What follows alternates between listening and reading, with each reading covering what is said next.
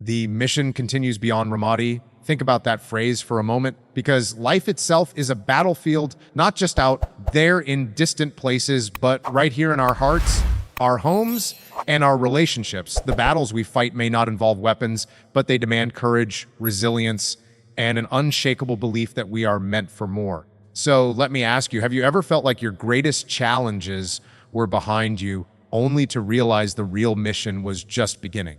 That's the moment when we discover our true strength. And today, I want to share 4 powerful lessons that will change the way you see your journey beyond the battle. Think about the battles you've been through in your life, the kind that left you lying awake at night, questioning if you would ever feel whole again. Maybe it was the end of a relationship you thought would last forever. Maybe it was losing someone you loved so deeply that the world felt emptier. Maybe it was the betrayal of a friend, the collapse of a dream, or the moment you looked in the mirror and didn't recognize as the person staring back. We all carry those wounds.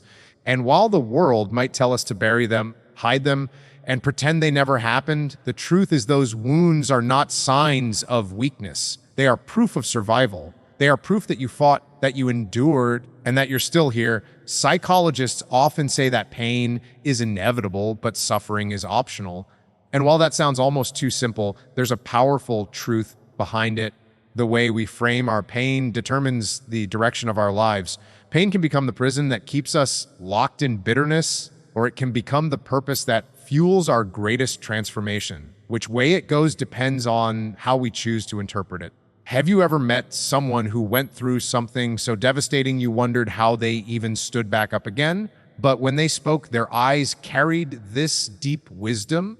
Their presence radiated strength, and you felt comfort just being near them. That's what happens when pain gets transformed into purpose. It doesn't erase the wound. It reshapes it into something meaningful. There's a psychological principle called post-traumatic growth. It's the opposite of what we often hear, post-traumatic stress. Post-traumatic growth is when adversity becomes the very soil where resilience grows. And studies show that people who lean into their pain with intention often come out with a greater appreciation for life, stronger relationships, and a deeper sense of meaning. That's what turning pain into purpose looks like. It's not denying what hurt you, it's redefining what it means in your story. So let me ask you, what if the things you thought were breaking you were actually building you? What if those sleepless nights, those tears, those heartbreaks were not the end of your story, but the preparation for the chapter you were meant to write? Because life doesn't waste pain. Every scar tells a story, and stories have the power to heal. Not only you, but others walking the same road. Think back to the hardest season of your life. What did it teach you? Maybe it taught you patience or empathy or the value of boundaries or the importance of courage. Those lessons didn't come from your victories. They came from your battles.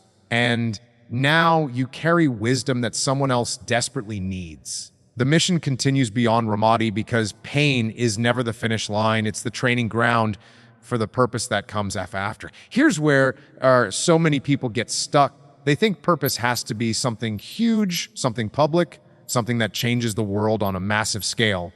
But purpose often begins in the smallest acts. It begins when you use your pain to comfort someone else. It begins when you take what hurt you and turn it into compassion. Maybe your purpose is to raise children with more love and patience than you received. Maybe it's to lend an ear to a friend who's silently suffering. Maybe it's simply showing up every day with kindness in a world that can be cruel. That is purpose. That is impact. And here's a question worth pausing on: who could benefit from the lessons your scars have taught you? Maybe it's someone in your family. Maybe it's someone at work. Maybe it's someone you haven't even met yet. Your pain gives you a unique lens through which you see the world, and that lens could be the very thing someone else needs to find hope. Now, this transformation doesn't happen by accident. It requires a conscious choice. The human brain is wired for survival, and that means when we get hurt, our natural instinct is to avoid the memory, to numb the pain, or to bury it. But what we resist persists. Avoidance doesn't heal. It keeps the wound open. Healing starts when we stop asking, "Why me?" and start asking, "What now? What can I do with this? How can this shape me for the better?" That small shift in questioning is the bridge from pain to purpose. I want you to imagine for a moment that the very thing you thought disqualified you is actually the thing that equips you. The failed relationship that made you question your worth, what if that equips you to help others build healthier connections?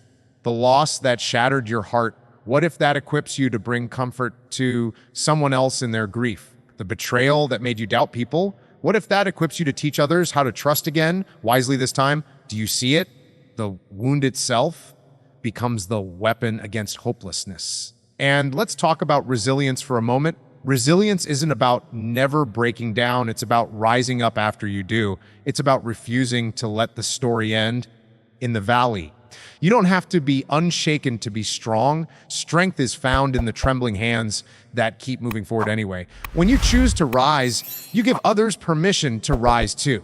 That's how your purpose expands. It multiplies through your example. So here's what I want to leave with you today. Stop underestimating the power of your scars. Stop thinking your pain disqualifies you. It qualifies you in ways you may not even see yet. The mission continues beyond Ramadi, and your mission continues beyond every heartbreak, every failure, every loss. Your purpose isn't ahead of you. It's inside of you, waiting to be unlocked by the very struggles you've already endured. Take a moment right now and ask yourself, what pain am I carrying that could be repurposed into something meaningful? Who could be helped if I stopped hiding my scars and started sharing my story? What strength have I overlooked because I've been too focused on the wound instead of the wisdom it brought me? When you begin to see your life this way, something incredible happens. You stop seeing yourself as a victim of circumstance and start seeing yourself as the author of a powerful testimony. And people are hungry for stories of resilience, for voices that say, I made it through, and so can you? You may not even realize it, but someone is waiting for your voice. Someone is waiting for your story. Someone is waiting for your courage to unlock their own. So yes, pain hurts. It's heavy. It changes us, but purpose heals. Purpose transforms. Purpose redeems the suffering and gives it meaning. And the moment you decide to turn your scars into strength, your mission expands beyond anything you ever thought possible. When we think of battles, we often imagine something far away, something loud and visible. But the truth is, the most intense battles aren't fought on distant soil.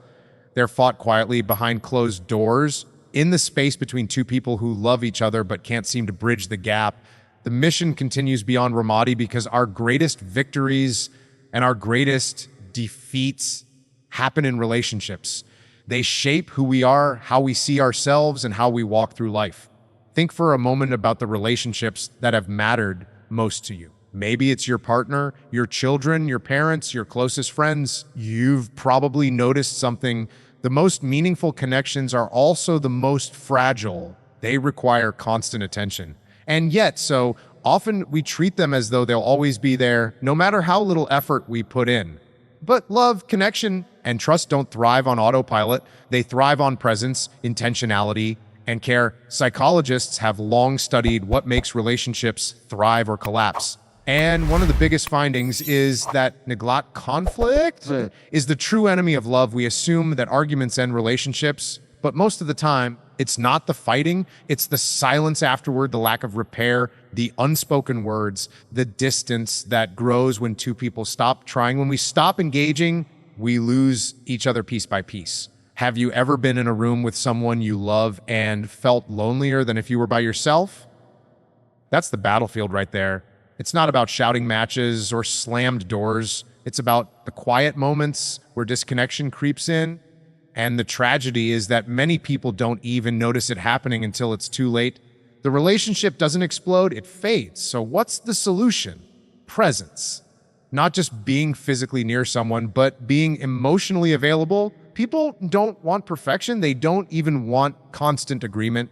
They crave presence, the feeling that they are seen, heard, and valued. Research shows that small, consistent gestures of connection, like a smile, a touch, a word of encouragement, matter far more than grand declarations. It's the little things that hold love together, thread by thread. Let me ask you a question. When was the last time you looked someone in the eye and truly listened, without checking your phone, without planning your response, without letting your mind wander? When was the last time you said, I hear you, I see you, I'm with you? Those moments are like oxygen for relationships. They seem small, but they are the difference between a bond that breathes and a bond that suffocates. Another thing to remember is that every relationship is built on choice. Love is not just a feeling, it's a decision renewed daily. Feelings come and go. They rise and fall like waves. But choices, those are the anchors. Choosing to show up when you're tired, choosing to forgive when you've been hurt, choosing to lean in when you want to pull away, that's where relationships either win or lose the battle. Think of someone you're struggling with right now. Maybe there's tension, distance, or unresolved hurt. It's tempting to wait for them to make the first move, isn't it? To think when they change, then I'll change. But relationships aren't about waiting. They're about leading with love. Imagine what would happen if instead of waiting for them to fix it, you asked yourself, what can I do to build a bridge here? What small step could I take to create connection again? Now, that doesn't mean ignoring boundaries or tolerating toxic behavior. There's a difference between nurturing a bond and chaining yourself to someone who continually destroys you. Part of winning the relationship battlefield is knowing when to fight for connection and when to protect your peace. But for the relationships worth keeping, worth fighting for, the key is showing up again and again, even when it's not convenient. There's a powerful truth here. Relationships mirror our inner world. If you're disconnected from yourself, if you're full of unresolved pain, self-doubt, or bitterness, you'll project that into your connections. You'll withdraw, lash out, or close yourself off, even without meaning to. That's why one of the greatest acts of love you can give others is to heal yourself. The mission continues beyond Ramadi because when you win the war within, you bring peace into your relationships. Consider this, what if instead of asking, what am I getting from this relationship, you asked, what am I giving to it? Imagine how differently your connections would feel. Relationships are not 50-50. They're 100-100, two people giving their all, not keeping score, not measuring who owes what. When both people choose to give fully, trust grows, intimacy deepens, and conflicts become stepping stones rather than stumbling blocks. But let's be honest, conflict is unavoidable. Every meaningful relationship will encounter it.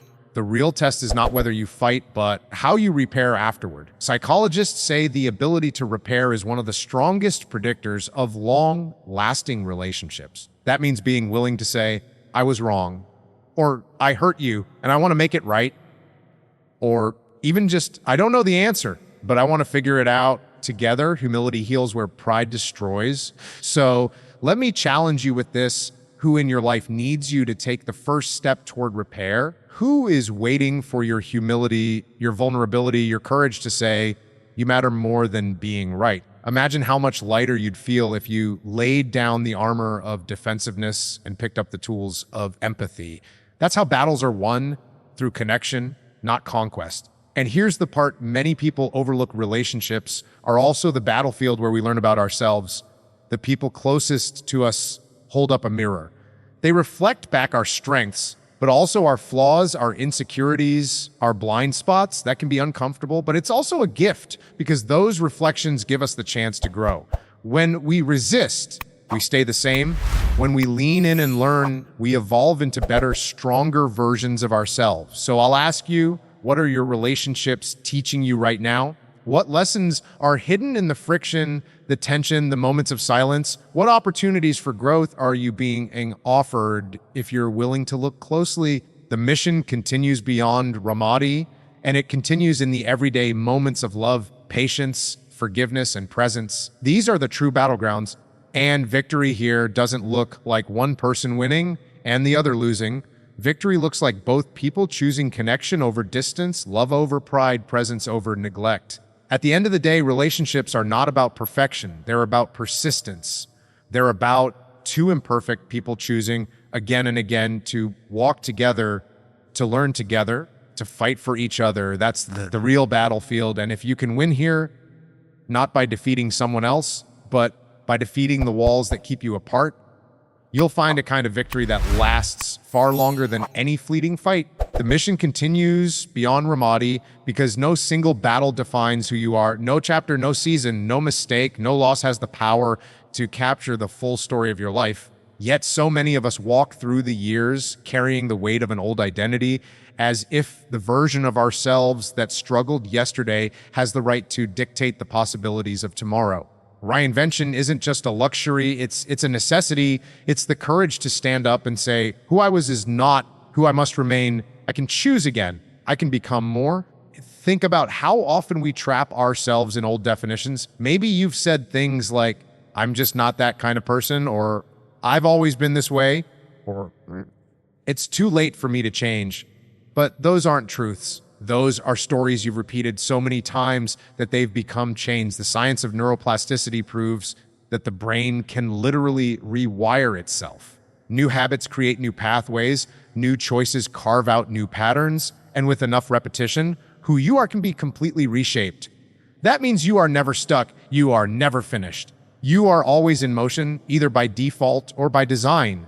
Let me ask you, if you gave yourself full permission to reinvent, who would you become?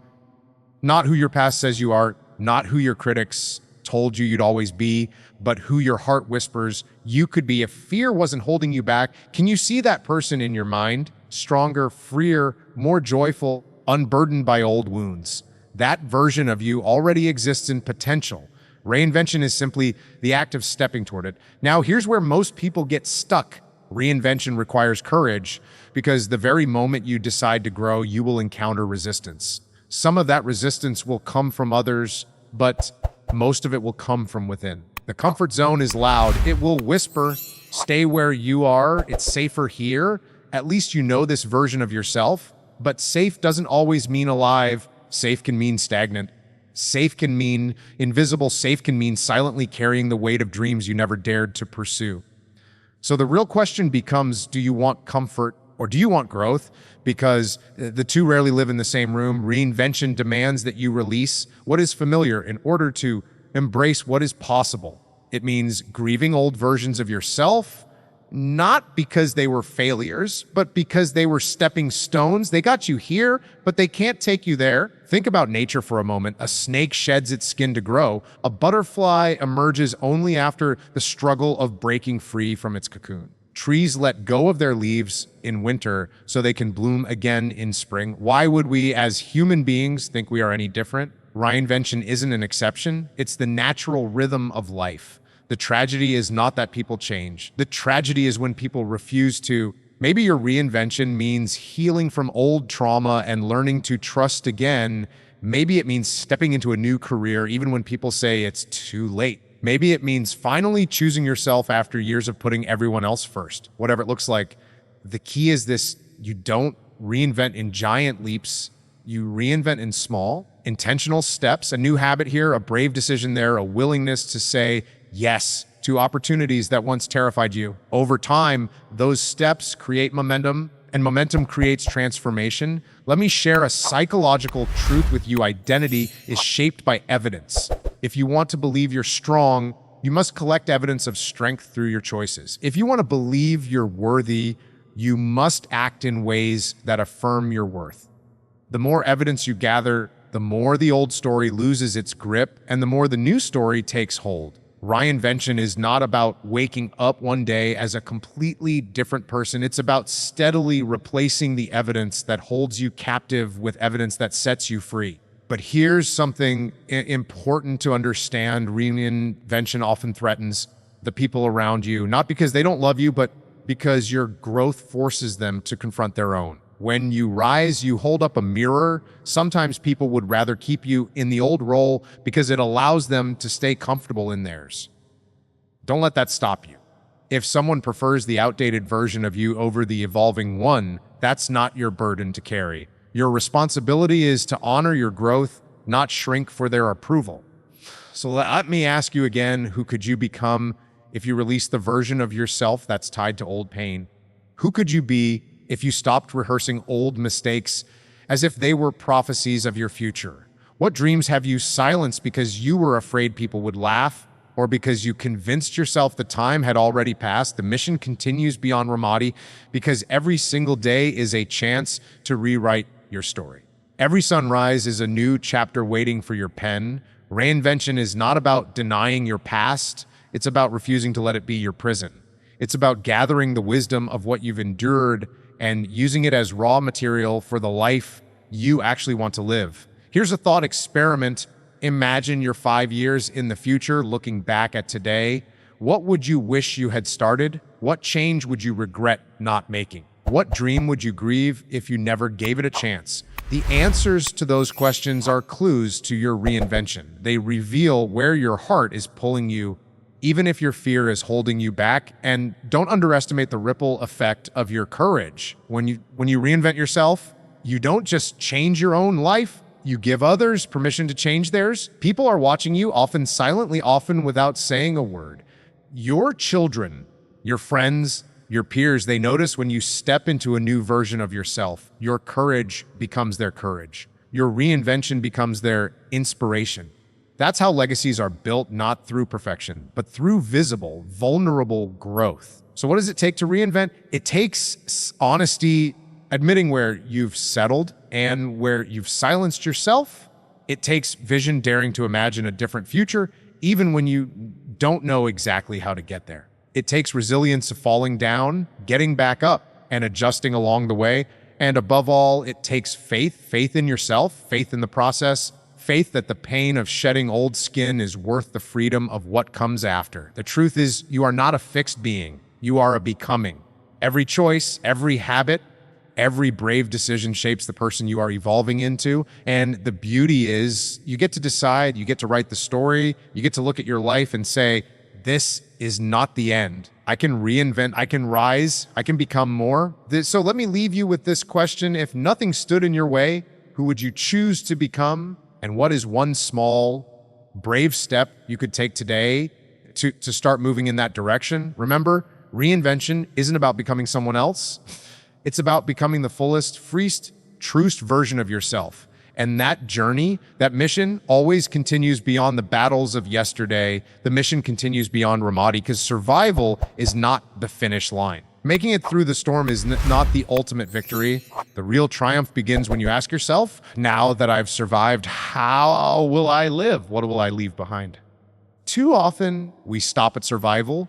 We celebrate that we made it through a divorce, through an illness, through a loss, through a dark season. And yes, that is worthy of celebration. But survival is just the beginning. The deeper mission is legacy, the mark you leave on the hearts of others and the world around you. Survival is about you. Legacy is about others. Survival says, I got through it. Legacy says, because I got through it, others will have a clearer path. Survival whispers relief. Legacy speaks of purpose. And the truth is, you were not meant to just scrape by. You were meant to leave fingerprints of wisdom, love, and courage on the lives you touch. Let me ask you, what story will people tell about you when you're no longer here? Not just the accomplishments, not just the titles, but the way you made them feel, the way you shaped their choices, the way your presence still echoes even after your absence. That is legacy. Legacy isn't built on what you accumulate. It's built on what you contribute. Think of the people who influenced you most. Maybe it wasn't someone rich or powerful. Maybe it was a parent who sacrificed, a teacher who believed in you, a friend who stood by you when no one else did. They may never have seen themselves as extraordinary, but they left something behind that changed you. That's the beauty of legacy. It often looks ordinary in the moment, but becomes extraordinary in hindsight. And here's the part most people overlook. Legacy is not created someday. It's being built right now, with every word you speak, with every decision you make, with every way you treat people. You're shaping the story that will outlive you.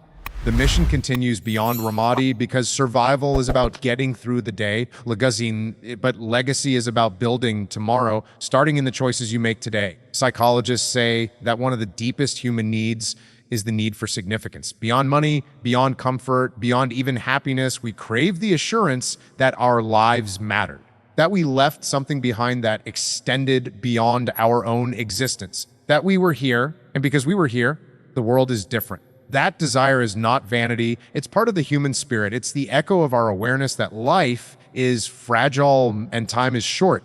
And if we don't live with intention, our days can slip away without meaning. So how do we live for legacy instead of just survival? It begins with small, consistent acts of love. You don't have to build a monument to leave a mark. Legacy is in the daily kindness you extend, the lessons you teach without even realizing, the forgiveness you choose instead of bitterness, the encouragement you speak when someone is ready to give up. People rarely remember what you owned, but they never forget how you made them feel. Imagine for a moment that every conversation you have is a seed. Some seeds are positive. They plant hope, confidence, strength. Others are negative. They plant doubt, shame, fear. Each word, each action is either building or tearing down. Living for legacy means choosing your seeds wisely. It means asking yourself, what will grow from the way I showed up today? What will remain after I'm gone? But living for legacy also requires courage because it asks you to think beyond yourself. It asks you to rise above mere survival and step into service, contribution, and impact. And let's be honest, that's not always easy. When you've been through battles, when life has scarred you, the instinct is to turn inward, to protect yourself, to just focus on making it through. But here's the paradox: healing deepens when you shift your focus outward. When you use what you've endured to bring light to someone else, your own wounds begin to transform. Let me ask you a hard question. Are you living each day in a way that reflects the story you want told at the end of your life? If not, what would need to change? Would you need to forgive someone? Would you need to spend more time with people you love? Would you need to stop delaying that dream you keep pushing to someday? Someday is not promised. Legacy is built in the present moment, in the choices you make when nobody is watching. And here's something powerful: legacy is not about perfection. You don't have to be flawless to leave a mark. In fact, sometimes it's the cracks in our stories that shine the brightest light. People don't connect with perfection. They connect with authenticity, your honesty, your vulnerability, your ability to say, I went through this, I struggled, but I learned and I grew. That becomes someone else's survival guide. That's how legacy multiplies. Think of the battles you've survived, the heartbreaks, the disappointments, the challenges. They were never just for you. They equipped with wisdom, compassion, and perspective that others desperately need. You don't have to stand on a stage or write a book to share it. You share it when you comfort a friend, when you model resilience to your children, when you show kindness to a stranger who feels invisible. That's how you live beyond survival. That's how you live for legacy. But legacy also requires intentionality. You can't drift into it. You have to choose it. You have to ask yourself, what do I want to be remembered for? What values do I want to carry forward? What kind of example do I want to set? And then you align your actions with those answers. If you want to be remembered for love, live with love. If you want to be remembered for courage, live with courage. If you want to be remembered for generosity, give freely. Every day is a rehearsal for the memory you will leave. The mission continues beyond Ramadi because your purpose is not just to endure, but to inspire, not just to survive, but to shape. And your legacy does not start when you die. It starts the moment you decide to live intentionally. Right now, in this very moment, you are writing the story people will remember. And the beauty of it is you can decide at any time to change the narrative. If you've been living small, you can choose to live boldly. If you've been consumed by survival, you can choose to live for impact. If you've been silent, you can choose to use your voice. So let me leave you with this: survival proves your strength, but legacy prove significance. You didn't fight through your battles just to exist. You fought through them so you could become a light for others, so your story could guide, so your life could matter in ways that outlast you. And the question I want you to carry with you is this: what legacy am I building? Day by day, choice by choice, word by word. Because whether you realize it or not, you are building one already. The only question is, will it be the legacy you truly want to leave? The mission continues beyond Ramadi, and your mission continues beyond every survival story you've lived. Now it's about writing the story of impact, of love, of legacy. That is the true victory. So here's what I want you to remember: the mission continues beyond Ramadi because your life is bigger than the battles you've already fought. Your scars are your strength. Your relationships are your true battleground. Reinvention is always possible, and your legacy begins with the choices you make today. Now, I want to hear from Liu. What battles have shaped your mission? What legacy do you want to leave behind? Share your thoughts in the comments. I read every one of them. If this message spoke to your heart, hit the like button, share this with someone who needs to hear it today, and don't forget to subscribe so you never miss another conversation like this. And before you go, drop a suggestion below. What topic should we dive into next? Because this channel isn't just about speaking, it's about building a community where your voice matters. Remember, the mission continues and your story is far from over.